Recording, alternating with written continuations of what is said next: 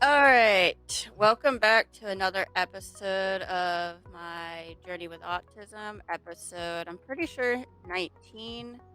Have another guest with me this evening. Hopefully this will go a little bit better and smoothly. So I'm going to ask you a few questions about what it's like to be on the spectrum for you. Okay. Um First off, like what has been like your journey through being on the spectrum in your eyes? Well, it's been a pretty emotional one. I definitely will say that, and I definitely would say that it's made life a lot harder. So yeah, Yeah, I can understand that. yeah, it's bullshit, but it's whatever. Yeah, when I got diagnosed, it definitely changed my life. Like knowing I finally have a diagnosis, but I got diagnosed young. Not actually that young. I meant kind of older, but young. I was about 11 and a half years old. So, how old were you when you got diagnosed? Well, I was born in '92 and I was diagnosed in '95. So what happened was, of course, I don't remember this because this was such a long time ago. But according to my dad, he had me in the car. I wasn't. He said I was acting strange, like I wasn't talking and I wasn't like there was just some odd behaviors about me. So yeah, he first noticed that when I was in the car with him. So he was like, okay. So before I go further, do you have any rules about cussing in this video at all? I mean, I don't, but if you want to use anything like that, we'll see how it goes. Okay, okay. So yeah. So anyways, so my dad had me go into the doctor or whatever, and they had the doctor test out. Okay, what the hell's going on? So then that was when the doctor said to my parents that I am on the spectrum. My parents weren't too pleased with it, and then my dad said, "Oh, well, it is what it is." So yeah, it's been a pretty tough journey, and there was there was quite a while where I was not accepting of it. I was avoiding it. I never would talk about it. So just for me to even be on this video is huge for me. So Okay. So you were probably pretty young when you got diagnosed, I'm guessing. let's see, 92, 93. I was about 4 or 5 years old. So yeah, Okay, yeah, so a lot younger than I was. definitely, yeah. Okay, and like I said, I've said before, very lucky to be diagnosed early because with me, my mom was kind of like, no, she's fine. She's just, developed differently, but she doesn't have anything when I was really young. And people are like, no, something's going on. And we just didn't get a diagnosis until I was a lot older. And so it kind of, when I got that diagnosis, I was feeling like, oh, yes, finally I could figure this out. And why is this so hard for me? So, Yeah, well, hey, it's better for you to be diagnosed at 11 versus Sir Anthony Hopkins. Anthony Hopkins didn't get diagnosed with autism till very recently, and he's like really old. He's in like his 80s or something like that. So, hey, it's better for you to be diagnosed when you were versus when he was. that's very true. Yeah. So like growing up, what was like kind of the hardest parts of growing up? Like school, friends, like what did you find hard? Well, definitely making friends. A lot of people didn't understand me. A lot of people thought that I was weird. And I remember a lot of people at school would say, "Oh well, stay away from Eric. Do not talk to him. It's because he's weird." And remember when I was a kid, I remember that I was forced to go to the Sunday school thing, and I didn't want to go. But with autism, a lot of people with autism have like their special interests, and Mhm. so my special interest definitely was movies and dinosaurs and like and all that stuff. So I was more focused on that than I was on any of the stuff at Sunday school and all that. So yeah, making friends definitely was hard. And then I remember about late elementary school, I got tired of feeling like the outcast. So then I was trying really hard to fit in, but trying to fit in while being on the spectrum is not easy. So yeah, and then I got what I wanted a lot, like with being popular. But then that was when I realized that being popular isn't as great as they make it out to be, because half of those other people who are the popular kids, they'll say that they're your friend, but they actually aren't. Like, case in point, I remember back in seventh grade, I was friends with this kid named Austin. Austin too was one of the popular kids at school. He gave me his phone number, and then him and I just happened to have run into each other at a football game. And then, me and him were talking. He said, "Hey, Eric, can I see your phone?" He was like, "Yeah." I was like, "Yeah, sure." Then he pretended to accidentally delete his number, but what he did was that he just changed one digit of his phone number. So, and then the very next day when I tried calling him, I was, oh, no, wait, not calling him, texting him. Sorry, I texted him saying, "Hey, Austin, what's up?" There was this lady who called back saying, "Yeah, I'm not Austin." So I was like, that little shit. So yeah, case in point. Mhm. And trying to fit in, because oftentimes the ones who are popular are the ones really good at sports or wear all those preppy clothing. Okay, so I gave a nickname to Abercrombie and Fitch because I have such a dislike for it, because the CEO of that store said, "Yeah, we don't sell extra large because we want only hot people to shop here." Okay? And so then afterwards, I then made up a nickname for Abercrombie and Fitch, and now call me Abercrombie and Bitch. Okay. Because after what the CEO of that store said, yeah, he deserves it. And then a few years ago, the Abercrombie and Fitch shut down in my area. I was like, yes, victory. So yeah, and so when I was a teenager, I would purposely wear all this preppy clothing.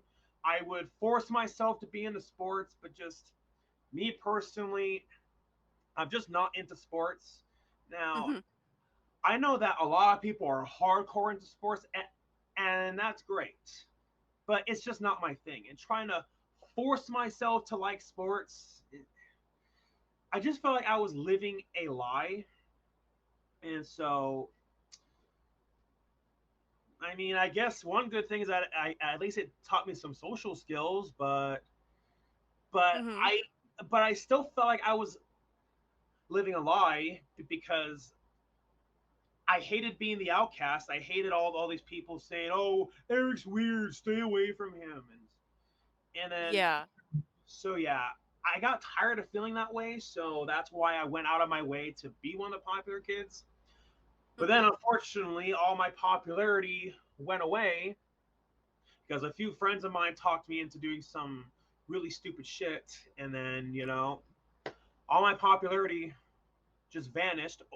And so all that hard work for me to be one of the popular kids, and then got thrown right into the garbage. So I went right back to being the outcast again. And I also have a speech impediment, and a lot of people think that, oh, because he has a speech impediment, that means he's autistic. I'm like, okay, when you say that, you clearly haven't done enough research on autism, because correlation doesn't equal causation. There are plenty of people who are autistic and they don't have a speech impediment. So no, stuttering has nothing to do with autism. Autism more has to do with your brain. Stuttering has to do with your throat. So it's two completely different parts of your body.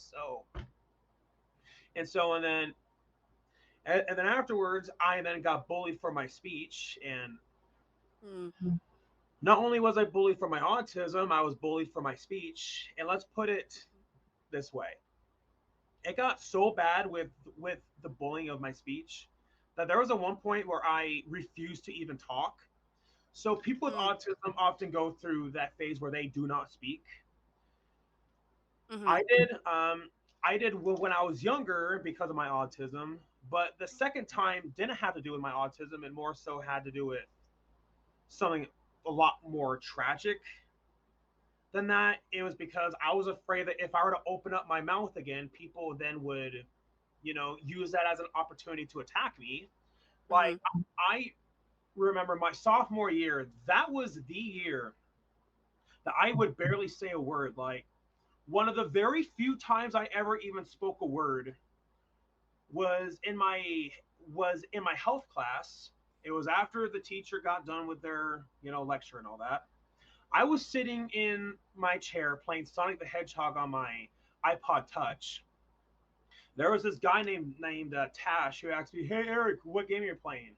I said Sonic, but when I said it, I said like Sonic. But then Mm. but then he bullied me for it, and so then that right there, I was like, okay, well, I guess that seals it. I'm just not gonna talk anymore. And then so I remember I had a teacher of mine who she basically was the one like who helped me stop caring so much about being popular and just embracing who I am. Yeah. And she was a teacher I had freshman year until junior year, and honestly, she's one of the people who made me who I am now. And she honestly was the one like who helped me get out of that non-speaking part of that. Well, not the first phase, but the second phase where I refused to talk. Honestly, if it wasn't for her, I probably wouldn't be speaking now. So, but then Okay. unfortunately, my junior year she passed away. So high Ooh. school was really rough for me.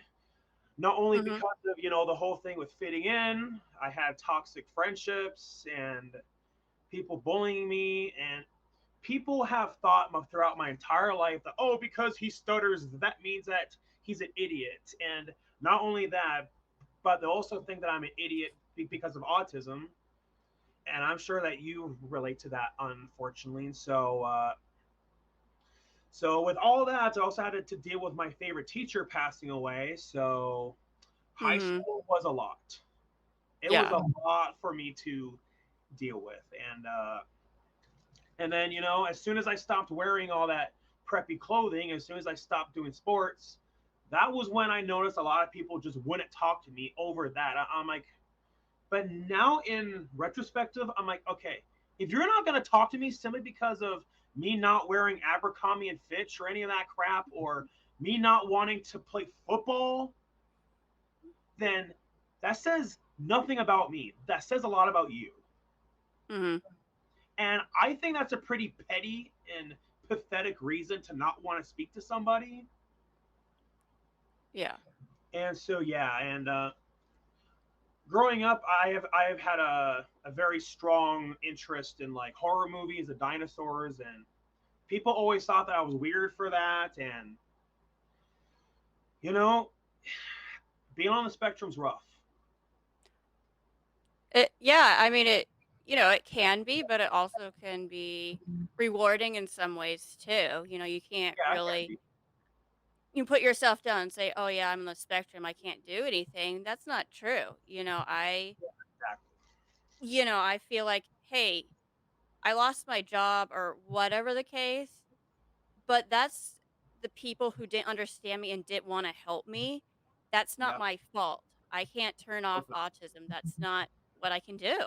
So, And yeah, and when you mentioned people underestimating you, I have dealt with that from childhood, teenhood, and even now. Like I remember when I decided I want to go off to college, my mom freaked out saying, "Oh, you don't understand how much work it is, and you're not going to be able to handle it because of your autism." And yeah. so it gets irritating having to constantly defend yourself from people like that. And but hey, I have proven people wrong about things so many times. Like I remember people in high school would tell me I was never going to get my driver's license, but I proved them wrong. People said I was Mhm. never going to get a girlfriend, but I proved them wrong. I've dated plenty of girls throughout my entire life. People said I was never going to graduate high school, but I proved them wrong. People said I was never going to make a movie, and I proved them wrong. And now that I have my shot with the Screen Actors Guild, that right there is going to be a huge middle finger to every single one of those people like who ever said, "Oh, you can't do anything because of your autism." Like, there have been plenty of people with autism who have achieved significant things, like Sir Isaac Newton and Charles Darwin, and heck, I even mentioned one, Sir Anthony Hopkins. And I Mhm. also believe even Dan Aykroyd, like who was in Ghostbusters, even has it. So yeah, so having autism is not an excuse. It's not. Yeah. I mean, just talking to you right now, you just seem really smart on a lot of things. I just have to tell you Thank that right now. thank you. I greatly appreciate that. Yeah. And I kind of go the same thing. Like my mom would say something and she would be like, "Oh, it's going to be hard." Or if I say I want to do something, she's like, she freaks out about like, "Oh, you can't do it." But I want to be like, "Hey, I can do it and I want to do it. I'm going to prove to you I can do this." So it is hard having your family kind of put you down. So, It is, and it can actually start to have a toll on your mental health. Like I remember in 2015, I was trying to make a zombie movie, but that fell apart. And my mom would give me so much shit for so many years, saying, "Oh well, you get too stressed out because of your autism," and she would give me shit about that for so many years. And then, finally, with going off to college, I was like, okay, mom, if you're going to be acting like that, I think I'm just going to distance myself from you. And my mom has gotten pretty upset about that recently. She's like, Eric, you don't tell me what's going on with you anymore. And I'm like, well, maybe you should start having more faith in me. I totally understand that. I do that to my mom and she has a fit with it. So I totally get it. Finally, somebody who gets it how I feel. And Yeah. it sucks when it's your own mom. And so, oh, I also forgot about one other thing that my family said, oh, well, you can't do it. Like, so close to a year ago, I decided I'm going to finally reach out to my childhood hero because I realized, hey, I'm not going to have my chance forever. So I worked my ass off just to get a hold of him. And I sent him a letter, saying how much he meant to me because there was at one point where I lost my passion, like for film. And Mm. it primarily was because of how my mom would give me shit saying, well, you can't do anything because of your autism. You get too stressed.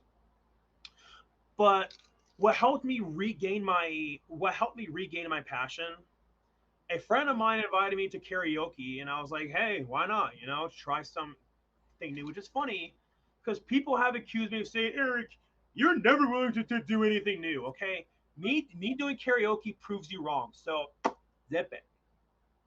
Mhm. And so when I would do karaoke, people would flood me like with compliments. And I remember one time when when I went to karaoke with a friend of mine, nobody said hi to me. No one was looking at me. Like no one even cared that I was there. But as soon as I started to sing my song, I decided to sing "Be Prepared" from the Lion King. Mhm.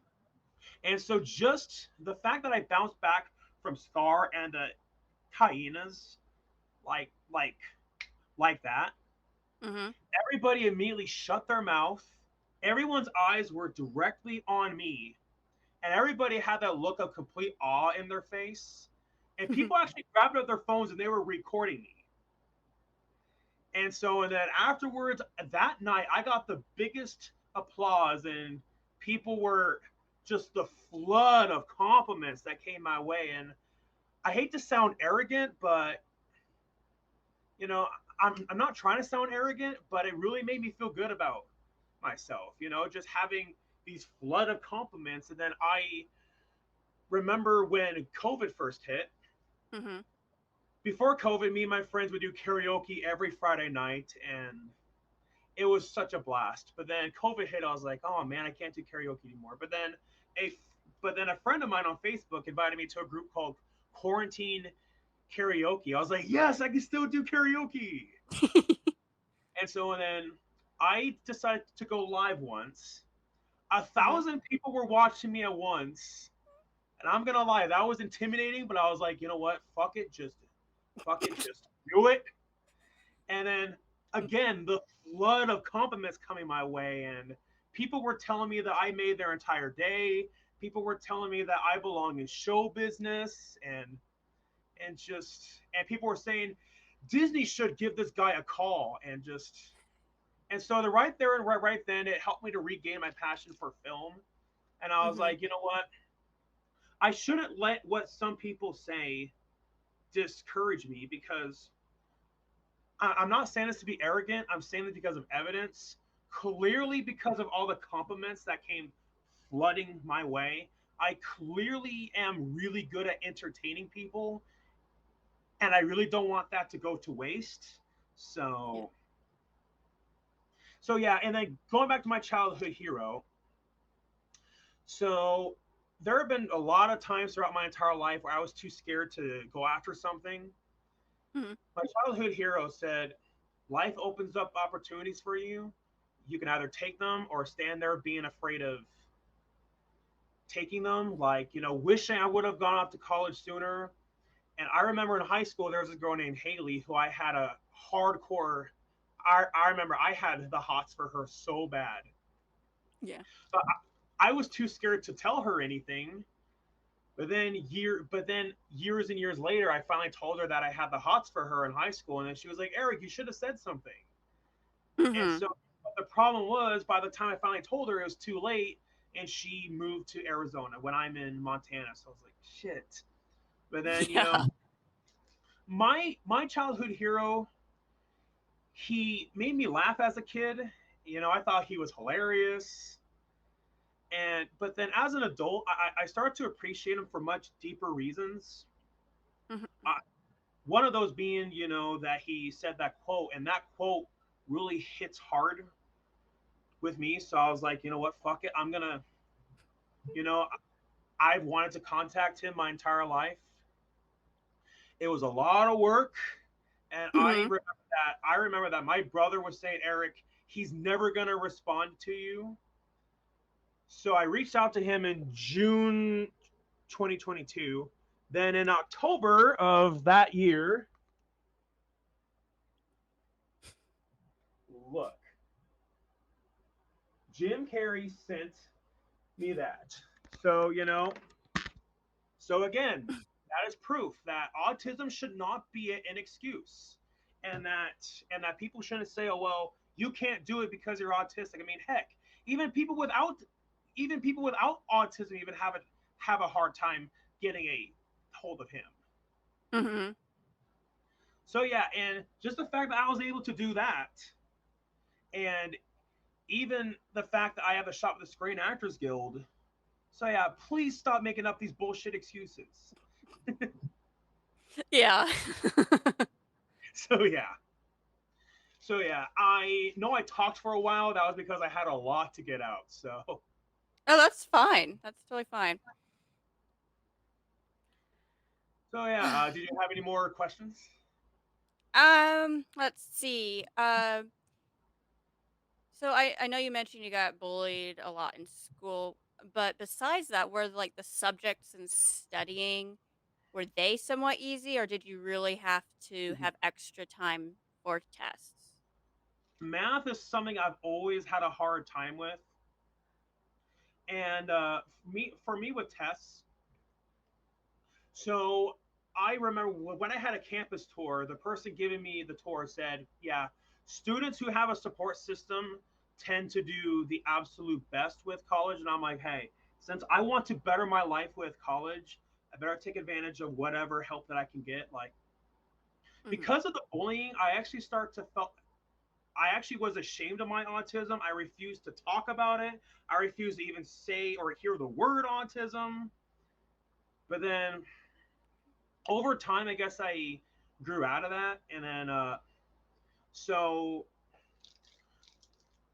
part of what helped me grow out of that was just hearing that from that person who gave me that campus tour Mhm. because because of all that bullying and all the other bullshit that I had to deal with in high school was honestly why I didn't try it very hard in high school because I just wanted high school to be done and over with.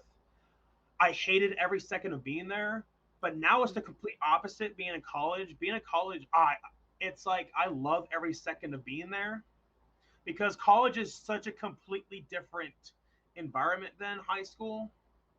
Mhm. So nowadays with college, I really take advantage of the Disability Support Center. And when I take tests, I prefer to be in a separate room without anyone else there and a little bit extra time because whenever people leave before me, it's just going to put pressure onto me.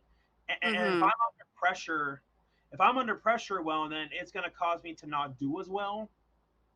Yeah. So there's that. And I also found that there actually is an autism club over at my university. So I took advantage of that, to finally meet like-minded people. Mhm. And what do you know? 99.9% of all the club members there are have a special interest in movies. So it's like, hey, it's perfect. And Yeah.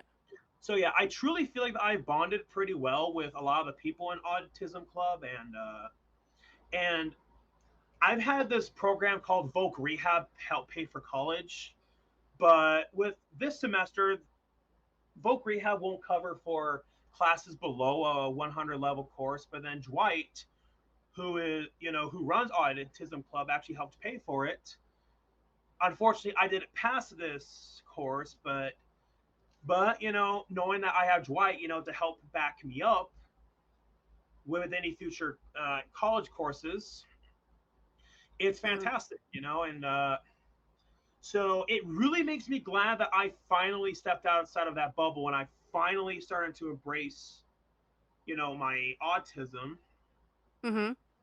because for a long time I was ashamed of it, but now that I've embraced it, I've been noticing like a lot of benefits out of it, like Yeah. meeting friends and having Dwight help pay for college, because that is something that I think is bullshit about disability insurance. I know you and I have talked about this, but now I'm going to say it to everyone watching. Being on disability insurance forces you to live in poverty. Deny it all you want, but it absolutely does.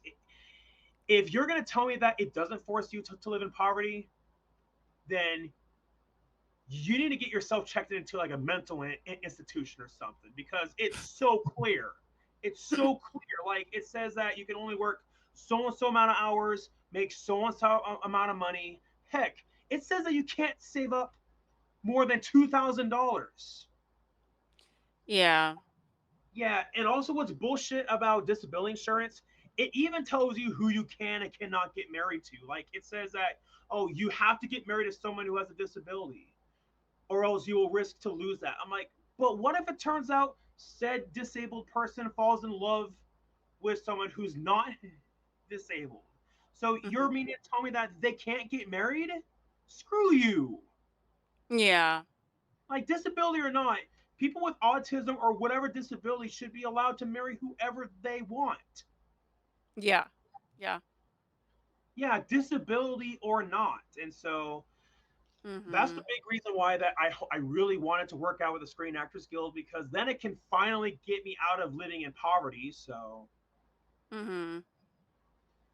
So yeah, and yeah, clearly that shows that there is something wrong with that system of the government and people on disabilities.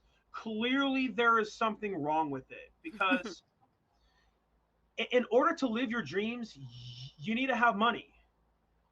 Mhm. And if you can't make that money, then it says, well, too bad. You have to waste your life away So Yeah. so I have very strong feelings about disability insurance. So and Yeah. every, everybody at my autism club says the same things that I have said. So that's proof it's not just me. Right. So yeah, it's bullshit.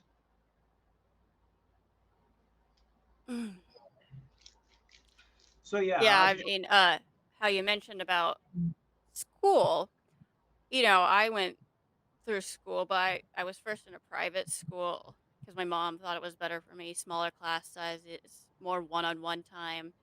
Um, and then when I got older, I got to a smaller school, just more help. But when people talk about they get bullied, like you or whoever, I was very lucky enough I never got bullied, even though I Oh, never you're asked lucky. questions.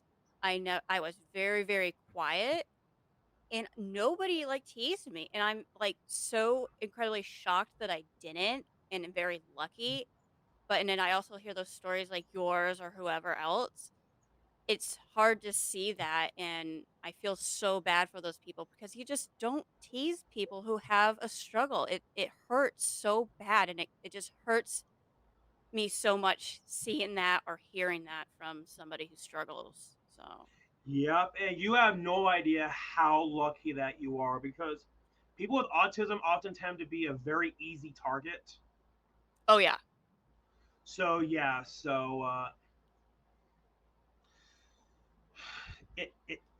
so it sucks.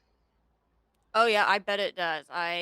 Um I just can't even imagine how much that would just put so much like on your your mental health and just put you down so much and your just self-esteem. It just Yep, ruins that person. yep, and on top of that, there actually are studies to help prove this. People who are bullied uh, early in life, a lot of that tends to carry on throughout their entire life. Mhm. And it's not something that you can just snap out of it and just get over it. No, it's something that's going to carry with you through the rest of your life. And there are scientific studies to back it up. Mhm. But I will say this, one of my bullies back in high school, her name was Katie. She would bully me because of my autism. But then, wait, I'm jumping a little bit too ahead. So at that same time she was bullying me, she used to bully this girl named Marissa for being fat. Then fast forward 10 years later, then I saw Katie at a swimming pool. Then I saw she got fat. I'm like, damn, karma is a bitch. I did not feel sorry for her at all. And I, I was tempted to say, well, I can see you couldn't resist the dollar menu, but I didn't want to look Oh god. like an asshole. So I didn't say that. But oh man, I was satisfied seeing that. I'm like, yes, after how you used to bully her for being fat and now you get a taste of your own medicine. So yeah, oh man, I was satisfied. I'm like, yes, one of my bullies got karma.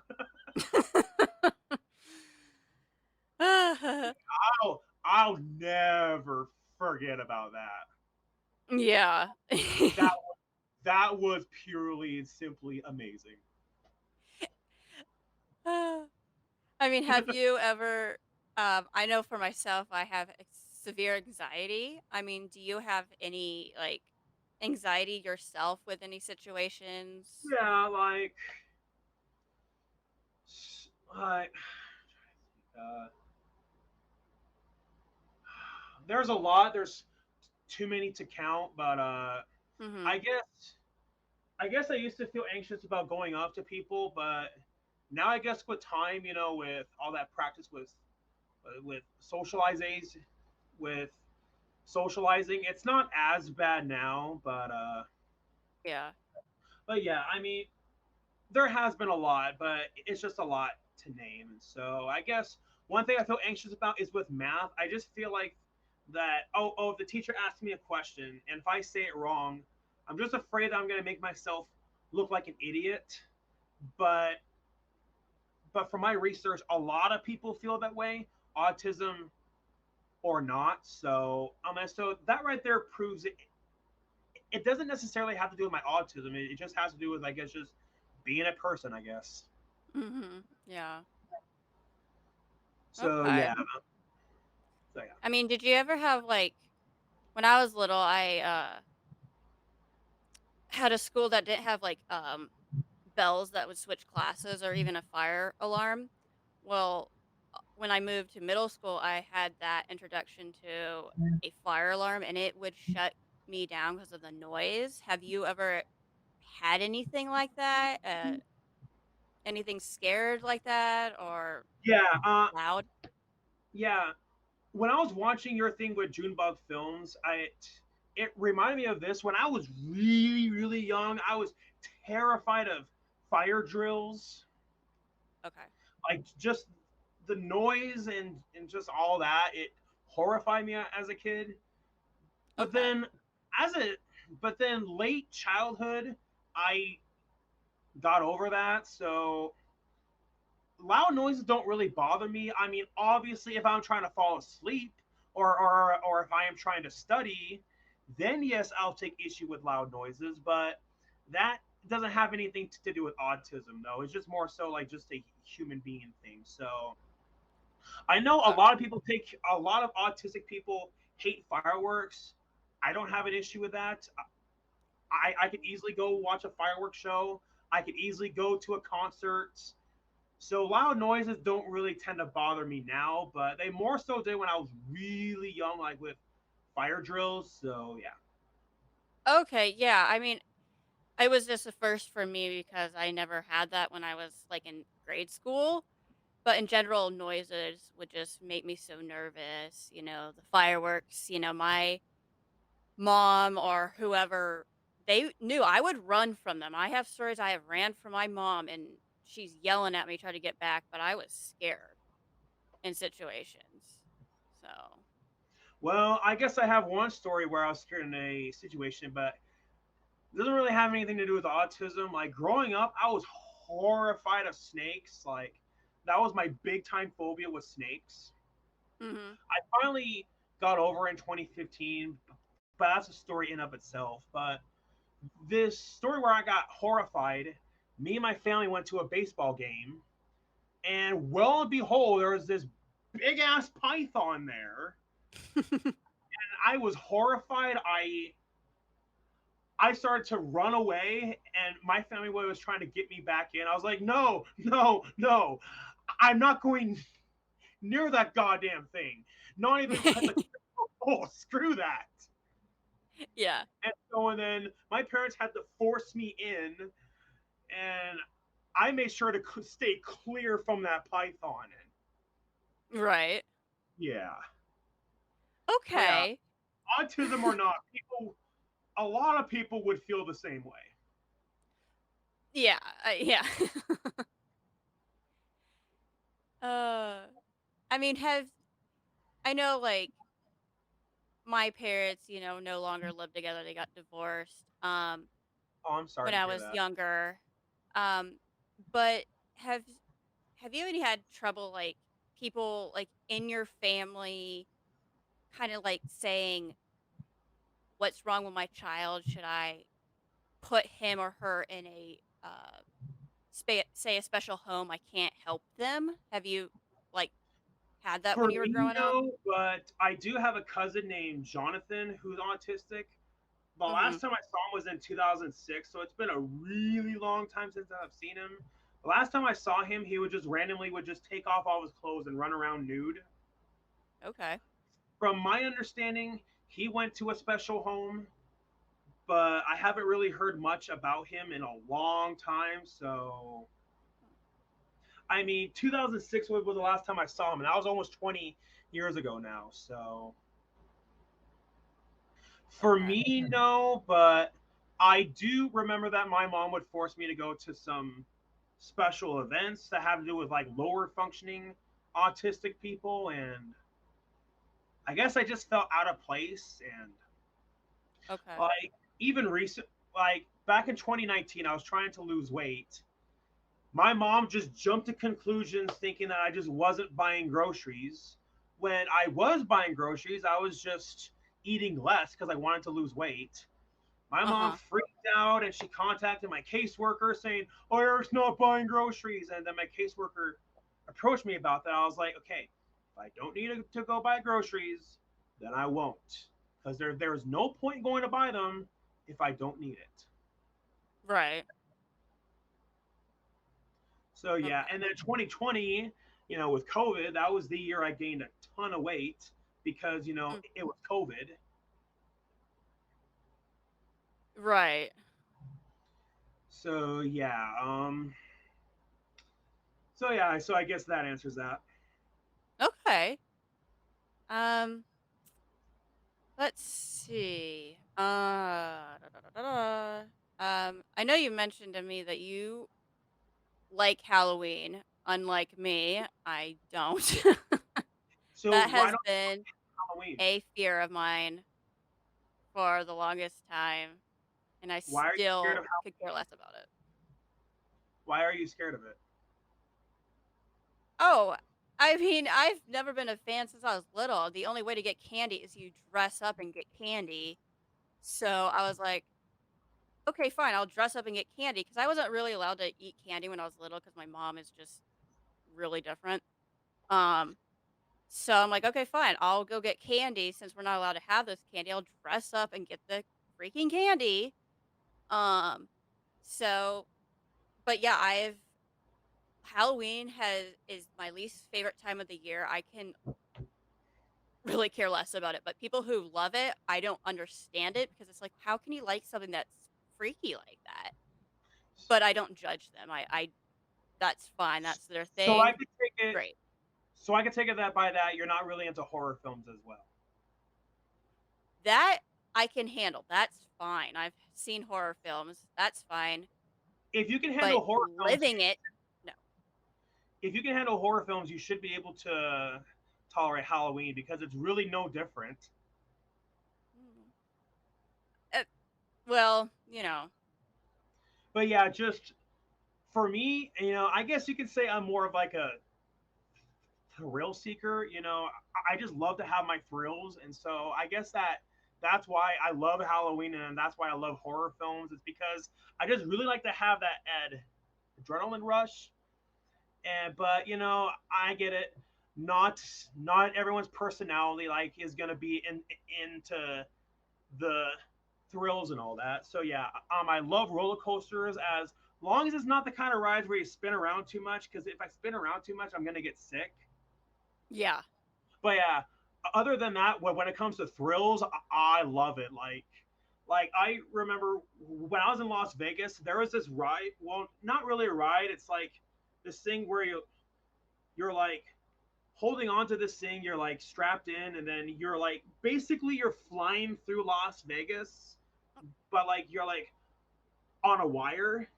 Mhm. Oh man, I had so much fun doing that. So yeah, so I guess it's just more of like a personality thing. Well, yeah, and then kind of guys are more of those, people who want to seek more adventure. I'm more of the person like, no, that's gonna like kill me, so I'm not gonna do it. Yeah, Um, now say okay, so for me I can go on a roller coaster because I know I'm going to be safe with like, the seats and the straps. But uh huh. say if you're just going to be a complete dipshit and you're just going to go walk up to a rattlesnake and kick it in its face, that's not being a thrill seeker. That's being a dumbass. Okay, yeah. So yeah. So yeah. Okay, yeah. Yeah, I've never really been like that. I've been so, like in my little bubble shell that I am just more not really out there, but since I've grown up and been on my own without my mom being right next to me, I have definitely changed and it's been really nice. So, Oh, Simba. Yeah, I just heard it shh, and I was like, "What the hell?" And then when I looked back, it was just my dog sneezing. We're all good. So yeah, I definitely noticed that when I moved out of my parents' house. I noticed, a big change.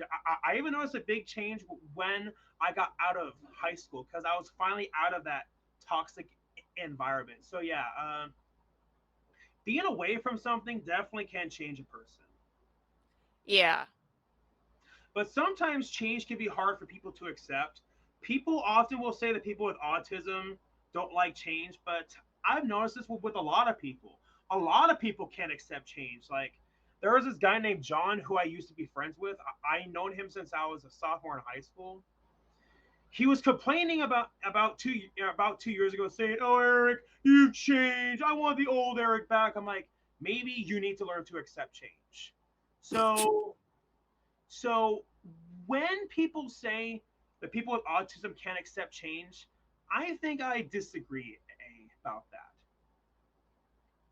Yeah, I could kind of see that too. I mean, we maybe have a little bit more of a struggle, but also other people may struggle in that area too. Yeah. Yep, and I mean, case in point, I'm that guy who I just mentioned. I know that he's definitely not autistic. Mhm. So yeah, it's just I feel like people with autism are constantly being misunderstood. Like, people with disabilities have this stereotype where they're like where there's for lack of better words, they automatically think that we're so unintelligent that you can't even have a normal conversation with them. Like, I remember 2015, I'm also a big fan of Sonic the Hedgehog. So I joined a Sonic the Hedgehog Facebook group, and I left that Facebook group because somebody posted a meme of this kid running around with like a towel wrapped around them as if it's a cape, and then it said Captain Autism. I'm like, okay, fuck you. I'm going to leave. Oh no. I'm like, yeah, fuck you. I'm leaving this group. And they're saying, you don't understand the humor. I'm like, no, you don't understand how that's fucked up. Yeah, that's not right. Yeah. Yeah, I got really offended by that, and so yeah. And I was like, what does that have anything to do with Sonic the Hedgehog? Uh, Nothing. yeah. Like, yeah, his cape's blue, but that's a very vague similarity. Like, like Yeah. I mean, that's not really that. It's not really that much of a connection. Like, so what? Because my shirt's black, are is it automatically a Batman shirt? No. So yeah, right. yeah, so it's dumb, man. Yeah. Um, I've known there's this one guy in town. He's younger than I am, but he has pretty severe autism, so he doesn't talk as much. But I also know that some people who are on the spectrum don't talk. They're nonverbal, but I unfortunately am verbal and higher functioning, which I am very thankful for, to be able to voice your opinion instead of having people walk over all over you saying, "Oh wait, he can't do this, she can't do this." So, Yeah, and I remember a few years ago when I used to work at Albertsons, my boss straight up refused to make me a cashier because of my autism. you can learn, and once you have that visual, if you're a visual learner and help right there, you can obviously do it and get it. Yeah, and then when I ended up not being happy working at Albertsons anymore, I was trying to explain that to my job coach, but it felt like I was trying to teach a cat how to sing Amazing Grace. And so then that was why that I went behind my parents' back, why I went behind my job coach back, and I got a job without them knowing, without their help, and and then that was when I got the job at the hospital. So yeah, and at first my parents were very displeased that I left Albertsons because they were so gung ho and so determined that I have to work at Albertsons for the rest of my life, trying to tell me how to live my life. Nobody likes to have somebody tell them how to live their life, autism or not. So, Yeah. just the fact that I got a job without any of their help shows that I'm Mhm. capable of a lot more than they think I am, Yeah. Oh yeah. especially at the hospital. Mhm. But yeah, and working at a hospital is going to look amazing on my resume. I mean, you're lucky you still have a job. Unlike my situation, oh man, you know. I'm sorry about So that. But hey, it's one of those things you just got to keep trying. There is that yeah, saying that you only fail when you quit trying. And even going back to what Jim Carrey said, there will be plenty of life opportunities that will open up to you for a new job. You just have to be willing to take those yeah. opportunities. Mhm. So yeah, so there's that. And I even noticed even dating on the spectrum was hard for me. Like, yes, I proved people wrong that I can get a girlfriend, but just a lot of times keeping those relationships and having people understand me and want to stick with me, that Yeah. made it hard. Yep. Yeah, I I've yeah, yeah, with my journey with that, I was very shocked. I've had a lot of boyfriends throughout my life, but you just don't know if they're actually like you or not. I've got attached very quickly to people, and I've when had they that. say, "Hey, I don't want to date you anymore," it's kind of like, "What did I do? Did I do something?" Oh no, it's me. It's like, but I really like put myself down when they're like, "Oh wait, I can't be with you anymore." So Oh, I relate 100%. Like when I would date a girl, then they would break up with me. I would take it really personal, thinking there's something wrong with me, or even me and my last girlfriend broke up in 2021. I tried to move on afterwards, but then every attempt would fail because either they would say, I don't feel that way about you, or they would say, or they want to say anything and they would ghost me. And being ghosted is so much worse than them saying, I just want to be friends. So, right. it took a toll on my mental health, thinking that, oh, there's something wrong with me when I could just be overthinking it. Yeah. Yeah. And yeah, being ghosted takes a lot on your mental health. Like, after some of the times I got ghosted a year ago, I would overthink it and I would say, oh, is there a problem here? Is there a problem here or there? It would cause me to get paranoid, thinking that everything I say, like, or every body language or anything that I do or say with like verbally or non-verbally, it got me paranoid, thinking that there was some sort of issue. Like, I remember earlier this year, my friend Chris, who by coincidence also is who also is autistic, he Hmm. was trying to he was trying to hook me up with his friend Brittany, and I had my hopes up, thinking that yes, I'm finally gonna move on from Natasha. I'm finally gonna have somebody. And then late March, he said, "Oh, Eric, I'm busy, but I'll read these and I'll get back to you soon." She hasn't gotten back to me since then, and that was late March. We're now in late May, so I'm like, okay, clearly you're not interested in me, because if you really were interested in me, you would have gone back to me. And on her Instagram page, she'll post like stories on her Instagram. Like, okay, if you have time to do that, you have time to at least message me a short message on Instagram saying, "How are you?" or something like that. Chris would use the excuse, "Oh, well, she's busy." I'm like, busy or not, if she really wants to be with me, she will make time for me. And since she's not going to make time for me, clearly she's not interested. And I remember I took that pretty hard. So Yeah. Yeah. yeah. Okay. Well, I think we got a good interview so far. Is there anything else you want to add to what we're talking about or anything like that? Well, I guess to any advice, anybody who feels ashamed of being autistic, I understand how it's like. Don't feel that way. Don't have people say, "Oh well, because you're autistic, you can't do it." I've shown throughout this interview that that's a bullshit excuse because I got an autograph from Jim Carrey. I was able to get into the Screen Actors Guild. I've been able to have a job, get a job without any help, get a driver's license, drive on my own, have a social life, go off to college even. Yes, yes, I didn't pass my math course, but there are people in college, autism or not, who have not passed some of their courses. So even then, autism is not an excuse. Please stop putting down people with autism. It only makes you look like an asshole. Okay. Well, I think I'm pretty much done. Are you done for right now?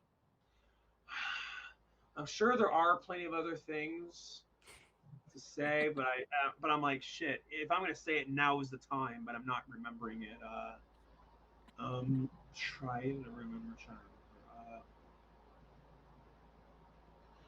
remember. I guess sometimes bullies can change, but sometimes bullies cannot change. Like originally, I wasn't gonna go to my 10-year high school reunion because there were people in my class who I did not want to see again. But then my caseworker convinced me otherwise. She was like, Eric, you can prove to all of them, how far you've come ever since then. So I was like, okay, I'll go.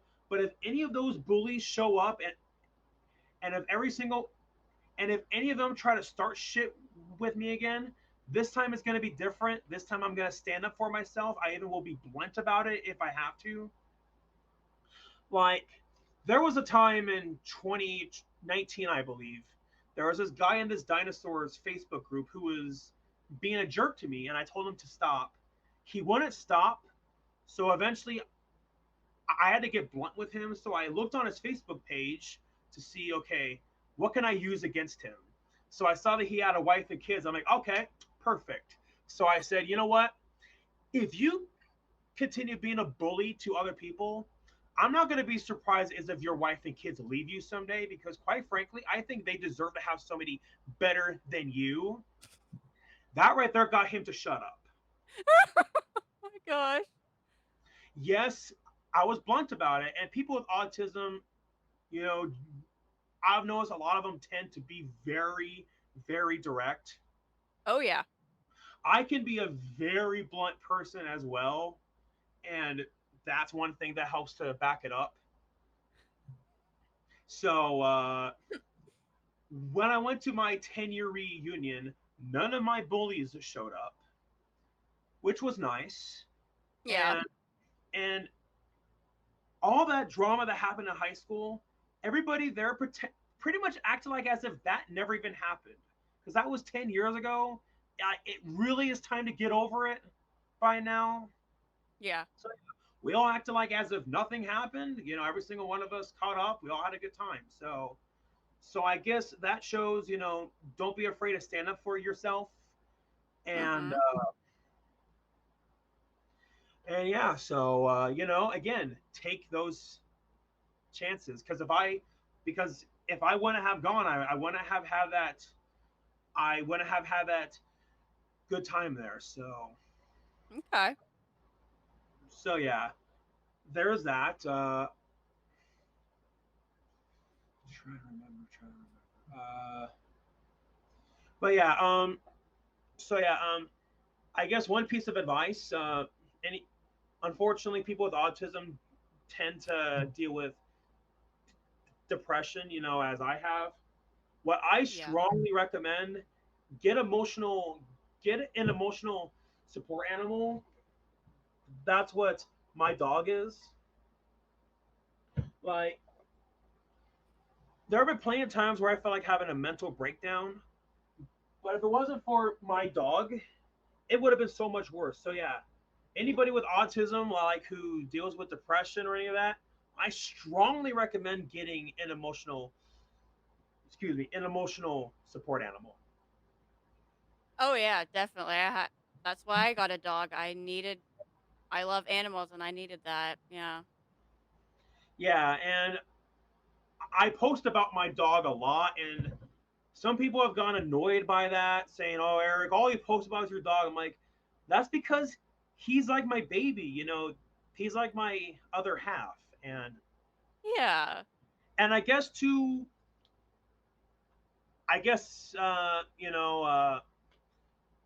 the next time I get a girlfriend, I hope that they'll understand that I'm not trying to make them feel like that they're in second place, but it's just that you know my dog really truly does complete me. So yeah, Yeah. yeah. So yeah, I guess that's really all that I got. So Okay. you have any Yeah, more great. questions? I think it went really well. You have great information. I really think you're gonna do really well here. Because so smart. I mean, seriously, you are. Thank you. So I I have no idea how much I greatly appreciate it because I've had people underestimating me, thinking that I'm an idiot. So you have no idea how much I appreciate that. yeah.